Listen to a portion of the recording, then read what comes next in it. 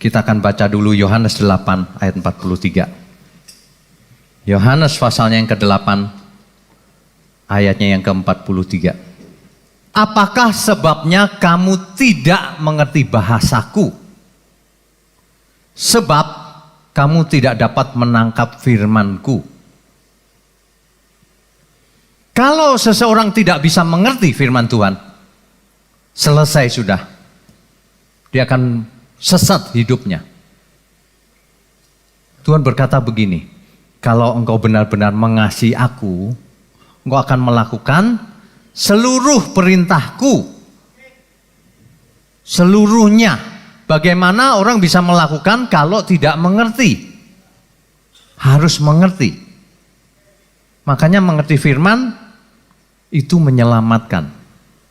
Injil itu kuasa, kekuatan Allah yang menyelamatkan.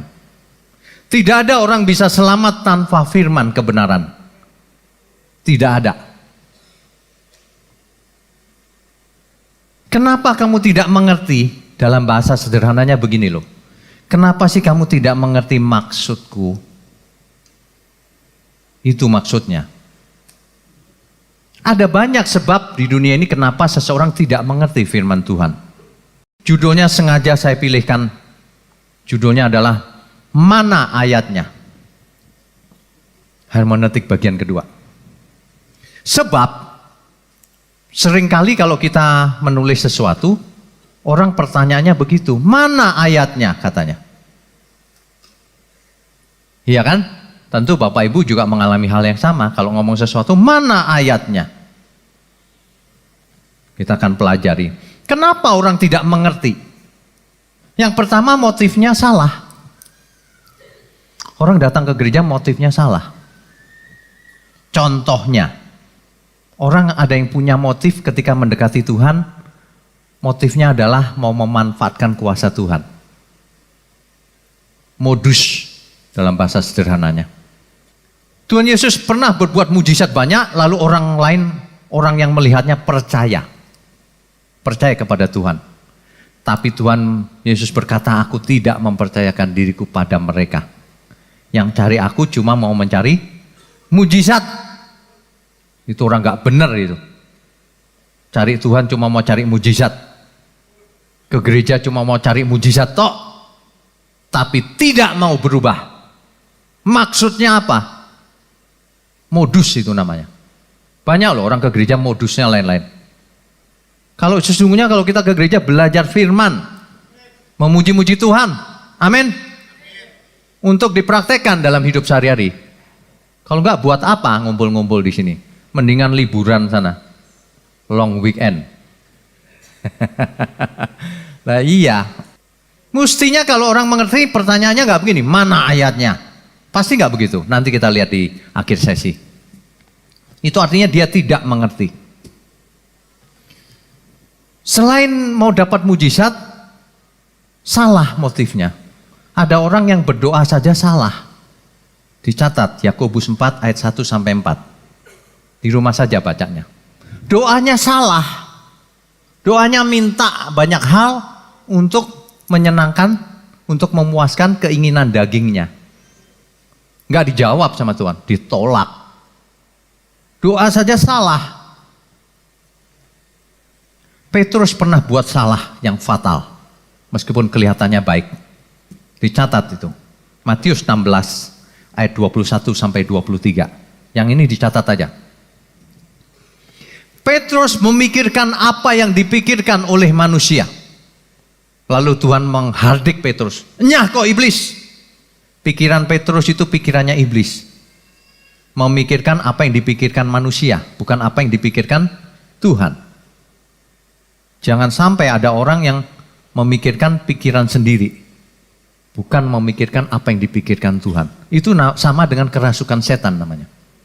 Minimal kalau gak roh setan masuk, kerasukan seleranya setan. Banyak orang yang tidak mengerti begitu. Ada lagi yang motifnya cuma menggunakan kuasa Tuhan untuk mengusir setan. Padahal dia bukan orang benar. Di Alkitab dicatat tuh di Kisah Rasul 19 ayat 13 sampai 16. 7 anak sekewa pakai nama Tuhan Yesus. mengusir setan. Nyah kau dalam nama Yesus. Setannya cuma ketawa, hehehe. Aku kenal siapa Yesus, siapa Paulus. Tapi kamu siapa? Galak amat loh. Teman sendiri galak. Ada lagi yang kelihatannya rohani. Aku sudah mengusir setan demi namamu Tuhan.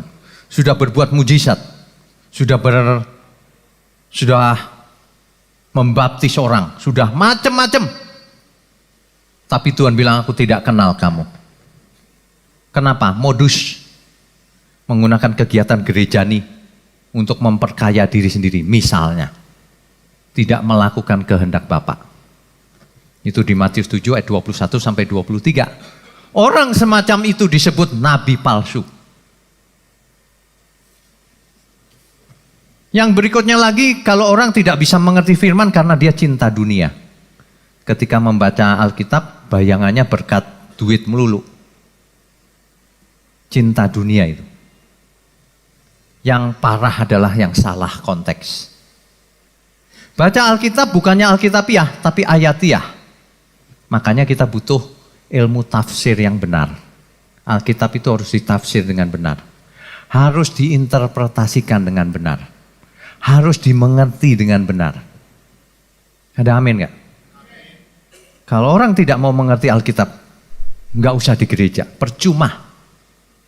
Banyak orang tidak mau mengerti Alkitab. Kalau kita kasih tahu Alkitab ngomong gini, dia nggak peduli. Yang penting aku maunya apa. Rusak orang-orang kayak gitu. Apakah semua ayat di Alkitab harus diaminkan? Hati-hati menjawabnya. Apakah semua ayat di Alkitab harus diaminkan?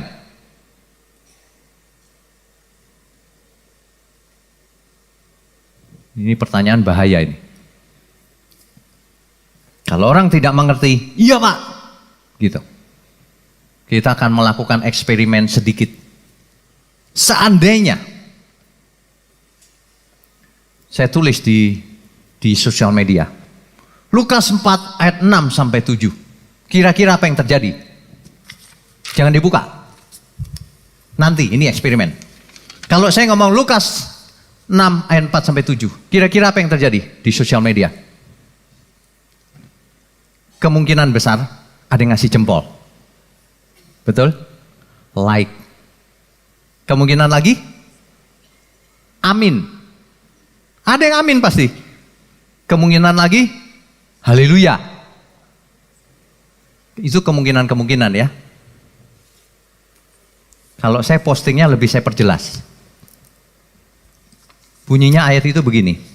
Semuanya itu telah diserahkan kepadaku, dan aku akan memberikannya kepada siapa saja yang ku kehendaki. Tulisannya begitu. Kira-kira amin gak? Enggak. Belum tentu kalau di sosial media. Ada yang begini pasti. Ada yang amin. Kalau saya teruskan ayatnya, jadi jikalau engkau menyembah aku, seluruhnya itu akan menjadi milikmu. Lukas 4 ayat 6 sampai 7. Kata iblis kepadanya, ini kata iblis kepada Tuhan Yesus. Segala kuasa itu serta kemuliaan akan kuberikan kepadamu, sebab semuanya itu telah diberikan, diserahkan kepadaku, dan aku akan memberikannya kepada siapa saja yang ku kehendaki. Ayat berikutnya.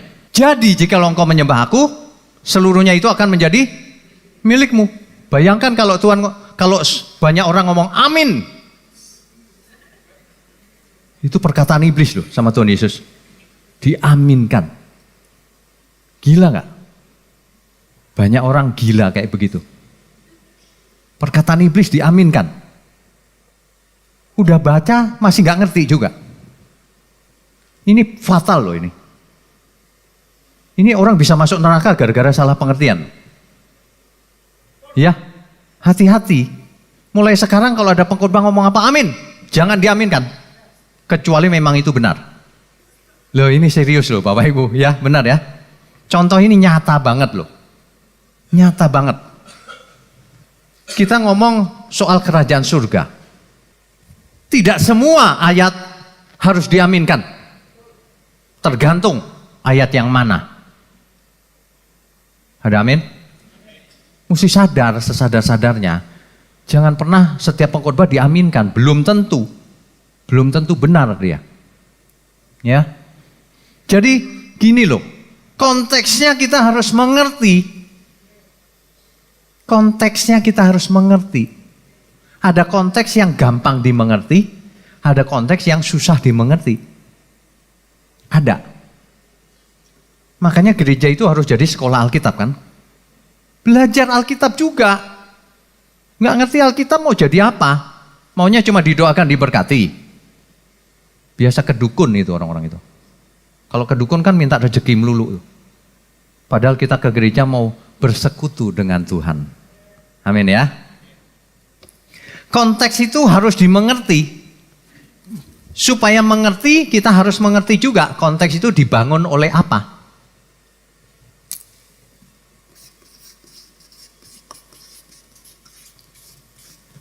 Konteks itu dibangun oleh apa? Yang pertama, oleh satu ayat. Membangun satu konteks bisa. Contoh 1 Petrus 2 ayat 24.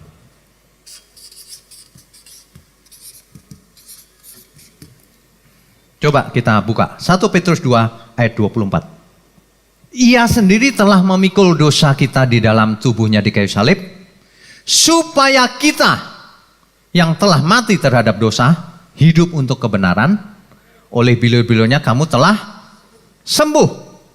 Satu ayat saja tidak dipelajari konteksnya, bayangkan.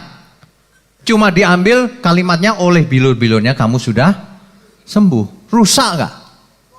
Satu ayat aja konteksnya salah, apalagi banyak ayat. Baca aja gak mau lengkap. Gitu ngomongnya cinta Tuhan. Cinta model apa itu? Gak serius belajar Alkitab. Itu jelas sekali loh. Supaya kita, bukan semua orang, kita yang bagaimana?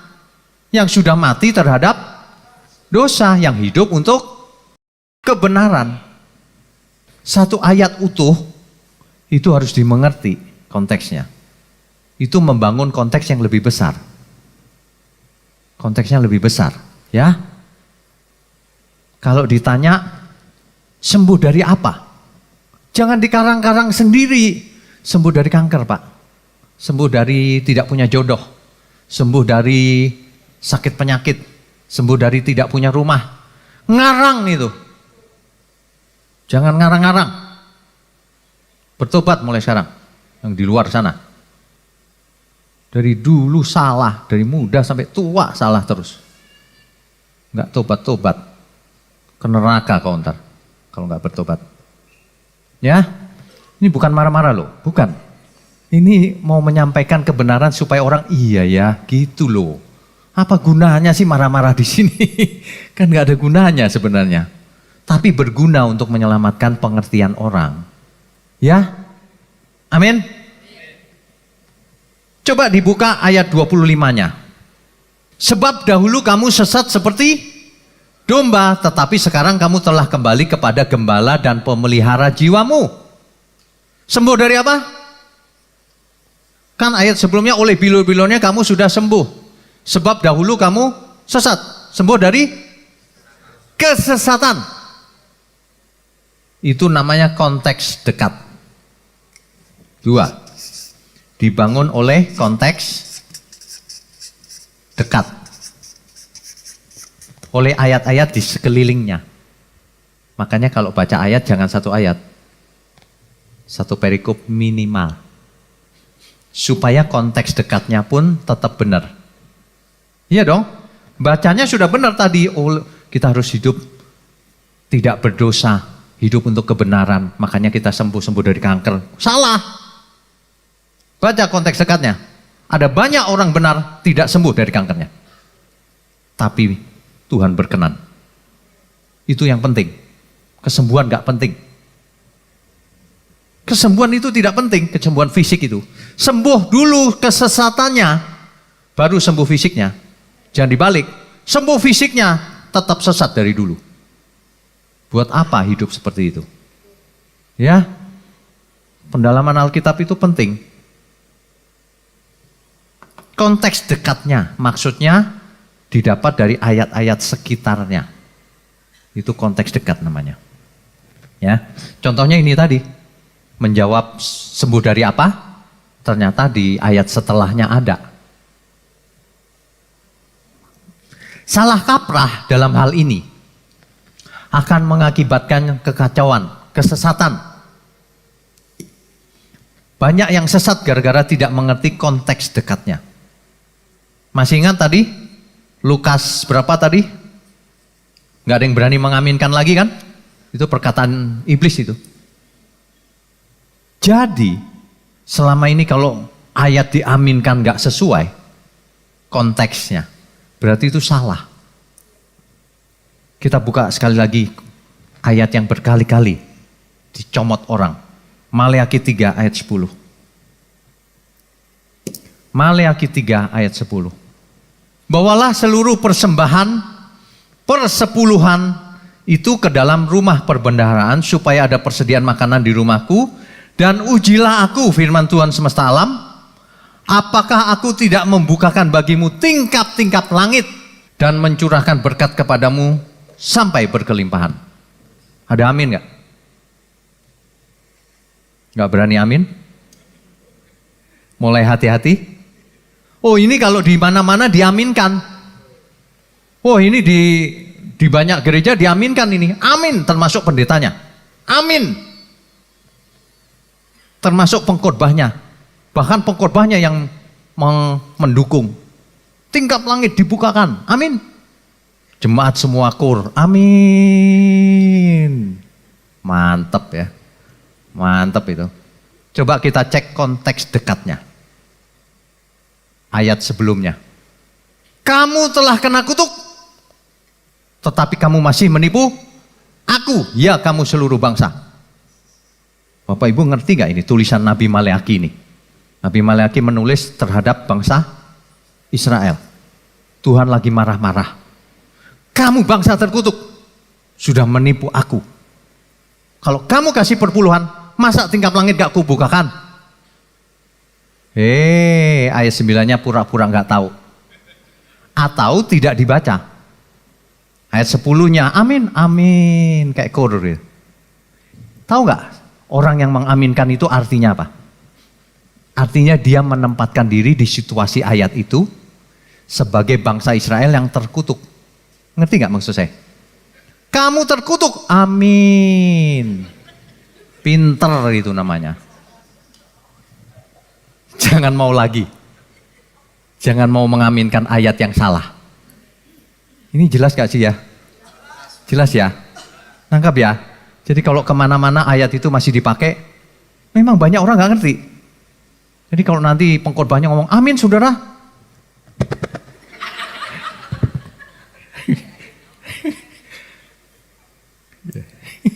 Kok diaminkan? Aku gak mau jadi bangsa terkutuk yang menipu Tuhan. Wong itu tulis suratnya ditujukan ke Israel, Tuhan lagi marah-marah, diambil ayatnya. Kacau balau ya dunia ini ya. Lucu loh, tapi ini nyata loh. Herannya dari dulu kok banyak orang gak ngerti. Kan heran tuh. Artinya semua orang gak baca Alkitab. Coba dibaca dengan benar. Ayat 9-nya udah jelas. Fatal loh ini. Konteks dekat. Mulai sekarang ya, kalau Bapak Ibu punya pertanyaan ketika ada suatu ayat, loh ini dia ini siapa yang dimaksud? Cari ke ayat sebelumnya, cari ke ayat sesudahnya, pasti ketemu. Oh, jadi lebih pintar kan dari banyak orang di luar sana? Konteks dekat namanya. Jadi kalau kita baca firman, firman itu berkuasa, luar biasa mengubah orang, mengubah manusia.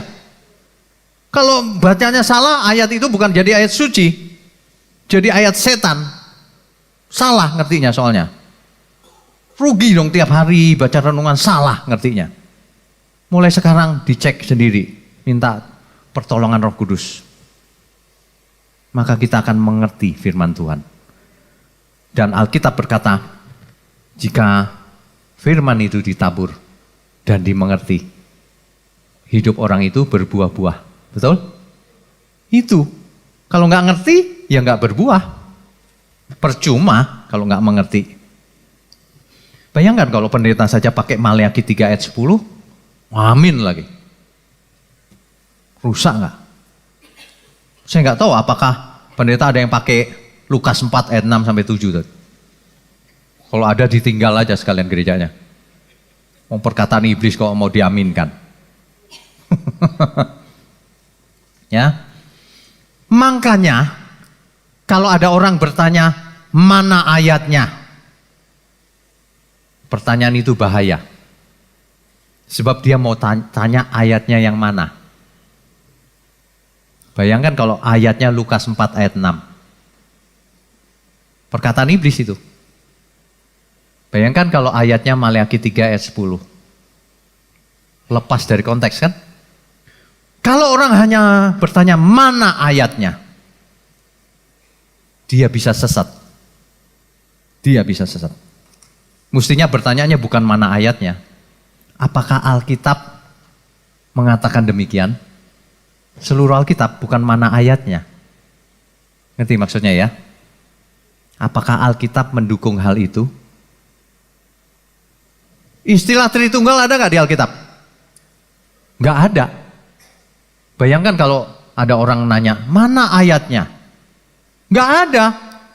Yang ngomongnya Tritunggal ya gak ada. Tapi pengertian-pengertian dibangun banyak ayat, konteks dekat, akan dapat, oh iya benar juga ya, ada Bapa, ada Anak, ada Roh Kudus. Gitu loh maksudnya. Saya kasih contoh, dilarang merokok, ada nggak? Nggak ada. Boleh? Nggak boleh. Berdasarkan apa? Banyak ayat mendukung.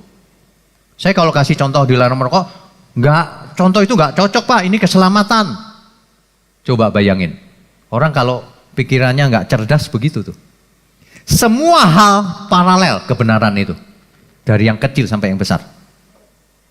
Ada amin gak ya? Nggak pinter, sok pinter lagi. Kita juga nggak pinter kok. Kita cuma takut buat salah. Makanya kita belajar keras. Gitu toh, bukan mau pinter, enggak. Kita nggak pinter-pinter amat. Manusia umurnya cuma 70-80 rata-rata. Mau pinter apa sih? Nggak bisa pinter banget. Cuma jangan buat salah. Gitu loh. Ya. Nah, contoh dari penyelewengan Alkitab ini benar-benar tidak memberkati, bahkan menyesatkan. Padahal di Matius 13 ayat 23. Seringkali suatu ayat itu diartikan di luar konteks. Bahkan di luar konteks, bayangin. Kalau orang berkata begini, beri perpuluhan, nanti dibalas orang 30 kali, 60 kali, bahkan 100 kali. Semua paduan suara lagi, amin. Paduan suara kan, amin. Gitu kan? Gak ada itu ayatnya. Kok berani ya di gereja begitu ya? Itu gak ada ayatnya loh. Ada sih, tapi diputar balikkan sama orang itu. Matius 13 ayat 23 harus dibaca. Yang ditaburkan di tanah yang baik, ialah orang yang mendengar firman itu dan mengerti. Dan karena itu ia berbuah.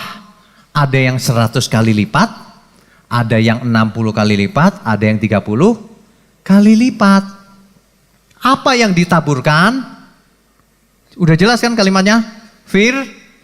Bukan perpuluhan. Bukan perpuluhan bro. Jangan dirubah-rubah. Setan aja gak berani rubah. Kok berani ya? Setan aja gak berani rubah Alkitab. Kamu berani rubah Alkitab ya? Itu bukan perpuluhan yang ditabur. Firman. Katakan amin. Lalu yang berbuah apanya? Omsetnya, kekayaannya, yang berbuah apanya? Hidup orang itu. Hidupnya berbuah-buah. Karakternya berubah. sifatnya berubah, pola hidupnya berubah, pola pikirnya berubah, semuanya berubah. Itu maksudnya. Ya, jangan suka merubah firman. Ini sudah diulang-ulang. Kalau kamu mengeraskan hati, terus begitu, kamu sama persis sama Firaun. Lama-lama dikeraskan sekalian hatimu sama Tuhan. Gak ada beda. Merubah-rubah ayat, ditegur baik-baik, kita dibilang menyerang, menghakimi. Enggak, kok gak perlu dihakimi? Sudah terhakimi. Dicocokkan sama Alkitab udah gak jelas. Keluar konteks itu namanya. Ngarang-ngarang. Oh, di luaran banyak sekali yang ngarang-ngarang. Banyak sekali. Ya, padahal Tuhan Yesus berkata begini. Di Matius 13, di Matius yang sama. Ayatnya ke-17. Banyak nabi dan orang benar ingin melihat yang kau dengar. Ingin mendengar yang kau dengar. Tapi mereka gak mendengar. Lah kamu punya Alkitab kok kamu rubah-rubah. Kok gak mau mengerti, gak mau belajar dengan benar. Maksudmu apa? Kan begitu. Konteks berikutnya dibangun oleh antar fasal. Antar fasal atau kitab. Apa maksudnya? Kalau kita baca kitab Yesaya, kitab Yesaya bernubuat seorang anak akan lahir. Dicari konteks dekatnya tetap gak ketemu. Anak siapa yang dimaksud? Ketemu sih, beberapa kemungkinan, mungkin anaknya sendiri. Anak Yesaya sendiri. Atau mungkin anak orang lain yang akan lahir di zamannya itu. Kalau konteks dekat ya. Tapi kalau konteks jauh, ditarik sampai perjanjian baru, kita tahu yang dimaksud Tuhan sebenarnya apa. Tuhan menitipkan kata-katanya, firman-Nya melalui Yesaya. Meskipun hari itu ada yang lahir anak, tapi yang dimaksud sebenarnya adalah Kristus. Amin. Jadi itu namanya konteks jauh. Kita baru tahu setelah melewati beberapa kitab. Bukan hanya beberapa pasal loh. Beberapa kitab. Bayangkan kalau orang pikirannya cuma gini, mana ayatnya? Harus lewat kitab, menyeberang kitab. Nangkep ya? Mulai hari ini jangan ada di sini yang nanya mana ayatnya. Tapi pertanyaannya dirubah. Itu Alkitabiah atau tidak? Apakah Alkitab mendukung itu? Mana penjelasannya?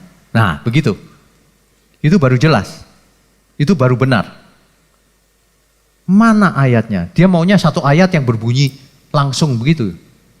Ya nggak ada. Belum tentu ada, ya. Itu namanya konteks agak jauh, konteks jauh, ya. Konteks jauh namanya. Jadi ada konteks dekat, ada konteks jauh. Hari ini seperti kuliah, nggak apa-apa, menarik kan? Bapak Ibu diberkati nggak sih? Amin ya. Jarang loh, kalau bukan kita yang bahas begini siapa lagi? Jarang. Di buku juga dicari bingung ntar, nyari sendiri. Konteks jauh. Kita baca Efesus 1 ayat 4. Sebab di dalam Dia Allah telah memilih kita sebelum dunia dijadikan supaya kita kudus dan tak bercacat di hadapannya. Ini kalau orang pikirannya nggak luas, itu tadi mana ayatnya? Ini ayatnya, itu orang akan berkesimpulan. Tuh Tuhan membuat takdir kan, kamu sudah dipilih sebelum dunia dijadikan, kamu pasti selamat. Itu orang yang picik pikirannya, cuma satu ayat, ayatiah namanya. Konteksnya nggak dilihat. Apakah memang benar Tuhan seperti itu? Apakah memang benar Paulus seperti itu pikirannya yang dituangkan oleh inspirasi Roh Kudus? Dicek dong kitab-kitab lain, benar gak? Karena seluruh Alkitab itu saling menjelaskan, saling melengkapi, saling membuat suatu tema besar yang utuh, yang tidak bertentangan satu sama lain. Itu prinsip utama tafsir Alkitab. Karena sumbernya satu, Roh Kudus. Jadi tidak mungkin bertentangan. Kalau orang cuma baca Efesus 1 ayat 4, maka orang akan berpikir tadi, takdir Pak, yang ini dipilih Tuhan sebelum dunia dijadikan. Siapa itu yang dimaksud? Jemaat Efesus. Kitab Efesus ini kan surat kepada jemaat di Efesus. Ditulis oleh Rasul Paulus kepada jemaat di Efesus. Rasul Paulus ngomong ke jemaat di Efesus, kamu sudah ditentukan sebelum dunia dijadikan. Supaya tak bercacat, tak bercelah. Seolah-olah kamu sudah ditakdirkan jadi orang suci, pasti selamat. Kan begitu kan? Harus baca satu Alkitab, bukan satu ayat. Ya.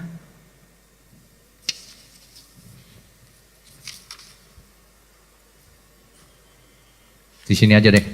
Efesus berapa tadi? Efesus 1 ayat 4. Coba dibuka Wahyu 2 ayat 5.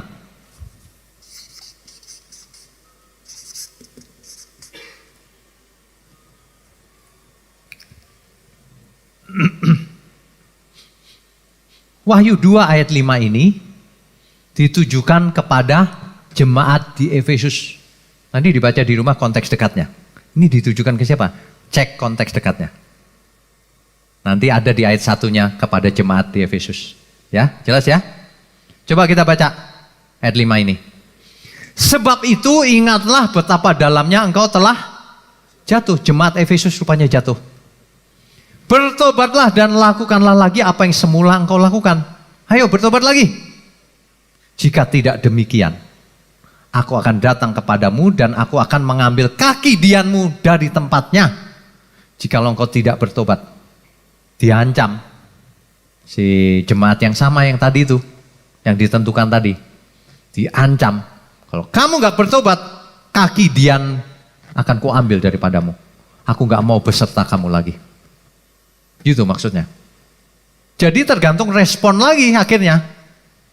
Nanti orang yang ayatiah tadi ngomong begini, ya itu pasti bertobat lagi Pak. Akhirnya semuanya bertobat. Kayaknya enak bener baca semuanya bertobat. Buktinya semua orang yang ditegur untuk bertobat, apakah semuanya bertobat? Kan tidak. Nggak ada jaminan jemaat Efesus semuanya bertobat. Jangan ngarang, harus Alkitabiah. Jangan pakai asumsi diri sendiri. Ya, banyak orang pakai asumsi soalnya. Jadi nggak benar. Makanya kalau ayat Alkitabiah kita tahu, enggak. Itu dipilih sebelum dunia dijadikan, tetap harus meresponi dengan benar, tetap harus bertobat. Enggak bertobat ku tinggal kau. Gitu kalau baca Alkitab itu. Ya. Amin ya Bapak Ibu ya. Kita itu ya, pekerjaannya berat. Banyak kesesatan di luar sana, kalau dikasih tahu malah nggak mau. Malah dibilang kita memusuhi, padahal bukan loh. Kita itu mau membenarkan supaya kita semua orang benar. Kita nanti sama-sama ke surga. Amin. Itu loh maksudnya. Padahal ya yang namanya konteks ya.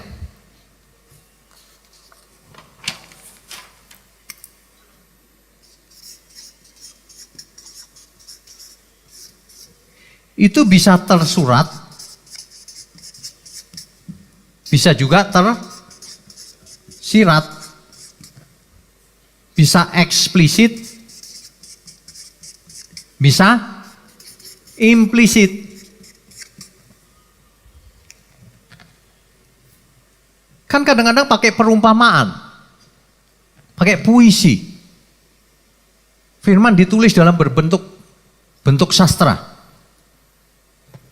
Ada yang implisit, ada yang eksplisit.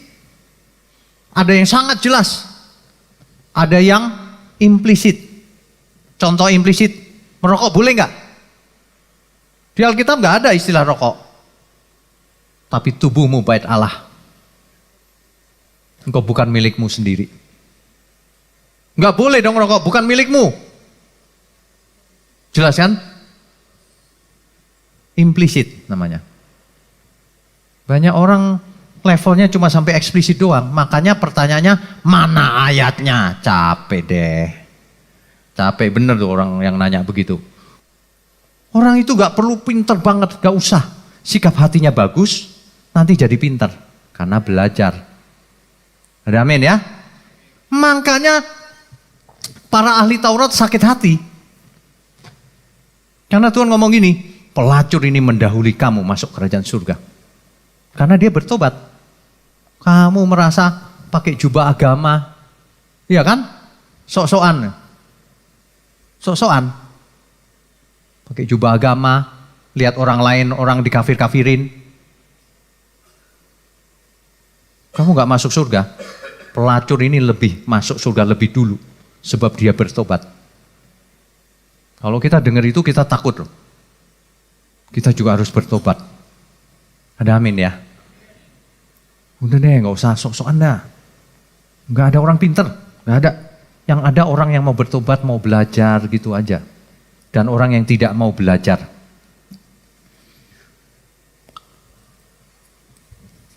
PL, PB. Apa itu? Perjanjian lama, perjanjian baru.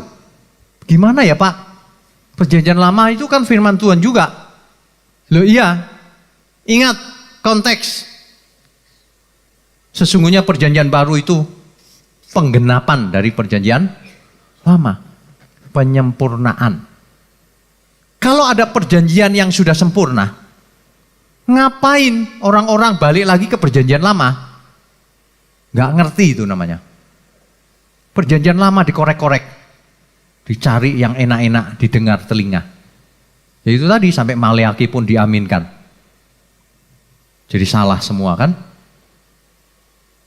Waduh, saya stres kalau lihat orang-orang begitu. Kalau kita itu harus sudah sampai perjanjian baru. Tuhan berkata, inilah darahku yang ditumpahkan bagi kamu. Menjadi perjanjian. Perjanjian baru. Perjanjian yang terakhir. Gak ada lagi perjanjian setelah itu. Perjanjian yang menyimpulkan semua perjanjian yang terdahulu. Semua yang terdahulu sudah gak berlaku. Yang berlaku yang terakhir. Kenapa? Yang terakhir ini penyempurnaan dari semua yang ada. Ada amin gak? Ada orang yang ngomong begini ya mas saya. Ada perjanjian namanya perjanjian garam Pak. Kalau di search di Alkitab ada sih tulisannya. Itu disebut perjanjian garam. Maksudnya itu perjanjian lama lagi. Kitab bilangan lagi. Di kitab-kitab awal Taurat. Dan Tawarik kalau nggak salah. Persembahan khusus untuk Tuhan itu disebut perjanjian garam. Udah gitu tok, nggak ada penjelasan lain lagi. Waduh, digede-gedein. Hari gini loh, perjanjian garam. Perjanjiannya Tuhan Yesus nggak diomongin. Makanya kalau lawan setan, tabur-tabur garam dia. Tabur garam. Coba bayangin. Itu nabur garam ya. Ditanya balik aja, mana ayatnya? Ayatnya aja nggak ada, apalagi konteksnya. Tabur garam. Lawan setan tabur garam. Tabur apa lagi ya? Minyak. Apalagi selain minyak? Air. Itu model begitu tuh. Berbakat dukun dia. Tapi dibawa ke gereja. Perdukunan dalam gereja itu. Banyak yang begitu. Klinik. Alkitab gak mau belajar dia. Sama sekali gak ngerti Alkitab orang-orang begitu. Orang Alkitab dibaca perjanjian garam lalu ngawur-ngawur gitu. Keluar konteks. Padahal gak ada artinya itu. Dibanding perjanjian darahnya Tuhan Yesus. Roh Allah tinggal dalam diri kita.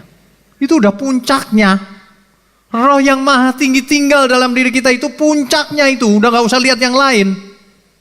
Supaya kita menjadi manusia-manusia Allah. Amin. Hukum itu tidak ditulis lagi dalam 2 loh batu. Hukum itu ditulis dalam 2 loh batin kita. Di pikiran dan di perasaan. Menjadikan kita manusia Allah. Perjanjian lama udah gak usah dilihat ritual-ritualnya segala itu. Ngapain kita ritual perjanjian lama? Ngapain kita ngikutin ritual dia? Gak ada. Tuhan sendiri yang ngomong, kau harus menyembah Bapa dalam roh dan kebenaran. Kok ritual dimainkan? Di gereja pakai ritual, pakai jubah-jubah, pakai kayak raja-raja, kayak main sandiwara. Ini apa sih? Gak alkitabiah sama sekali. Orang gak mengasihi Tuhan sebenarnya. Doa-doanya ala perjanjian lama. Bayangin, Tuhan Yesus sudah ngajarin doa mesti begini, dia ala perjanjian lama. Dia parkir di perjanjian lama. Gak mau diajak maju ke perjanjian baru. Nanti kalau dijelasin pakai asumsinya sendiri.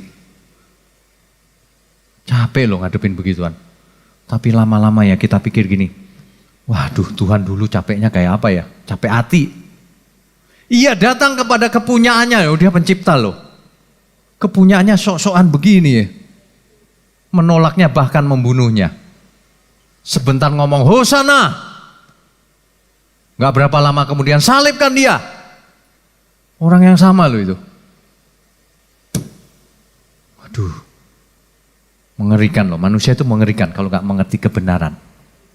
Ya, ngawur. Mengartikan Alkitab ngawur. Makanya jangan pernah nanya lagi mana ayatnya. Pertanyaannya dirubah. Itu Alkitabiah atau tidak? Nanti orang ganti nanya, maksudnya Alkitabiah apa? Jadi panjang lagi ceritanya. Yang penting jangan satu ayat bro. Ada nggak pendukung-pendukungnya? Meskipun ayatnya nggak bicara langsung tentang hal itu, tetapi secara implisit jelas kebenaran itu. Apakah kita boleh melakukan itu? Apakah itu menyenangkan Tuhan atau tidak? Apakah ini sempurna atau baik atau bagaimana? Makanya setiap orang harus berubah pembaharuan akal budi supaya bisa mengerti kehendak Allah. Supaya bisa membedakan mana yang baik, mana yang berkenan dan mana yang sempurna. Gitu loh maksudnya itu. Ya. Saya kalau di sosial media ditanya, mana ayatnya? Saya stres. Sebab satu buku ayatnya banyak, mana ayatnya? Waduh, gimana jelasinnya ya? Saya kasih satu ayat gak dianggap, ya udahlah. Udah gitu ngomongnya itu membuli. Ya diamin aja deh. Yang rugi bukan saya. Kan di Alkitab gak ada itu tulisan Yesus ngomong akulah Tuhan yang sebenarnya, sembahlah aku. Gak ada. Kok tulisannya begitu gak ada. Tapi kalau semua ayat membentuk pengertian, iya dia mengaku. Ayatnya jelas kok. Waktu Tuhan Yesus bicara sama perempuan Samaria di sumur Yakub. Perempuan Samaria itu ngomong begini, aku tahu sih kalau Mesias datang, dia akan memberitakan semuanya kepada kami. Yesus ngomong apa? Akulah dia yang kau tunggu-tunggu itu. Tapi kalimatnya kan bukan akulah Mesias, Pak. Ya udah deh, capek deh. Capek deh. Kau bisa bahasa Indonesia enggak? Akulah dia yang kau tunggu-tunggu itu. Mesias yang kau tunggu-tunggu itu. Jelas kan? Di kitab Yesaya menulis, tidak ada juru selamat, tidak ada Mesias selain Yahweh. Lah kalau Yesus mengaku akulah dia, akulah Mesias, sama dengan mengaku akulah Yahweh. Lebih tepatnya sebenarnya aku bagian dari Yahweh. Kalau kita belajar Tritunggal. Jelas ya? Kalau orang nggak ngerti bingung tuh. Nggak mungkin Yesus mengaku Yahweh. Ya, nggak ngerti Tritunggal artinya. Makanya belajarlah rendah hati. Orang yang haus dan lapar akan kebenaran akan dipuaskan. Pasti. Tapi orang yang sok-sokan disembunyikan kebenaran. Nggak ngerti dia seumur hidupnya. Pasti itu. Sekarang gampang kok kalau mau. Biasanya orang yang begitu itu kalau ditanya balik dia nggak bisa jawab. Kita itu makin belajar makin menyadari loh bahwa kita cuma tahu sedikit. Ya, amin ya Bapak Ibu ya. Sebenarnya kata Lucifer juga nggak ada kok di Alkitab. Nggak ada. Kata-kata Lucifer mana ada? Nggak ada.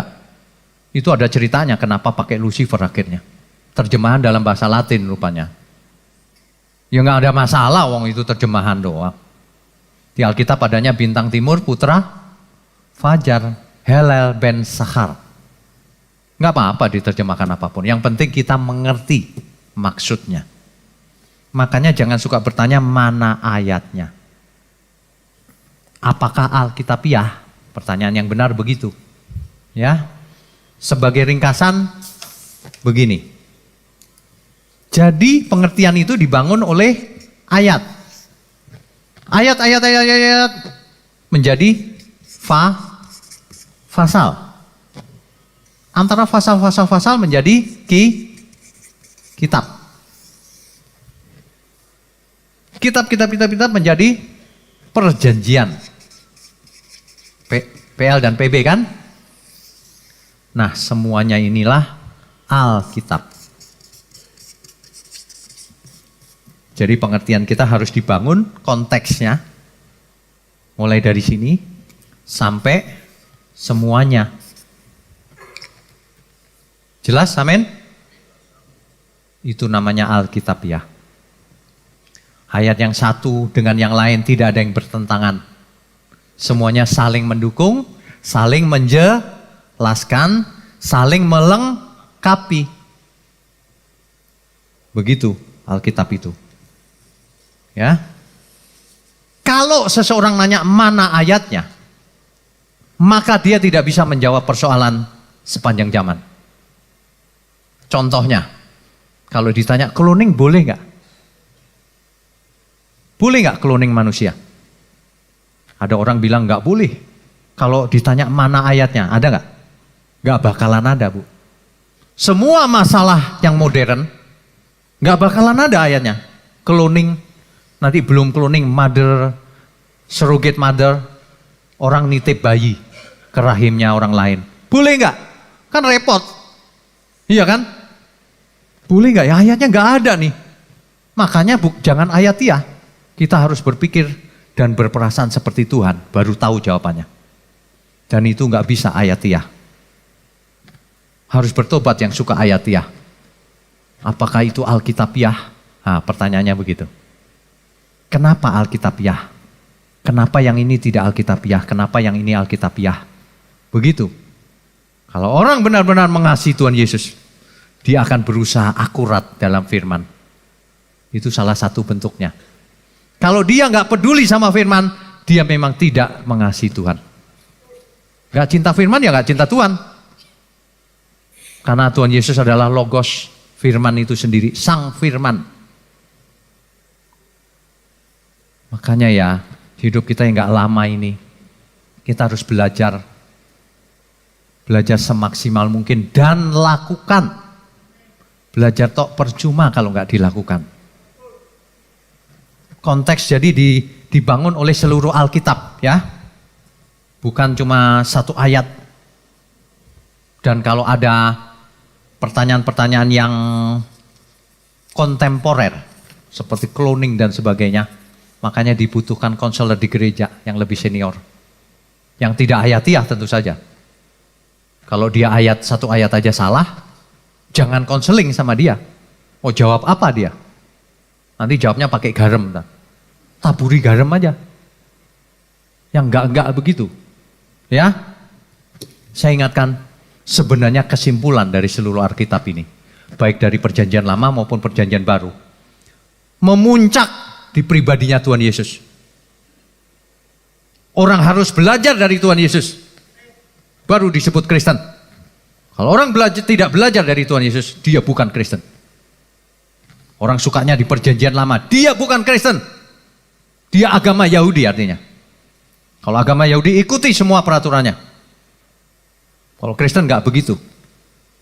Ya, yang sempurna sudah datang. Yang sempurna sudah datang Sang Mesias, Sang Elohim, bagian dari Elohim, bagian dari Yahweh. Allah anak yang turun, yang memberikan dirinya untuk kita. Supaya kita semua mindsetnya juga berubah. Supaya kita menjadi manusia-manusia Allah. Ciri kebenaran adalah firman itu berdampak untuk hidup kita. Kita makin dekat Tuhan, kita makin rendah hati, kita makin menyerahkan diri untuk Tuhan. Dan kita makin takut berbuat dosa. Amin ya.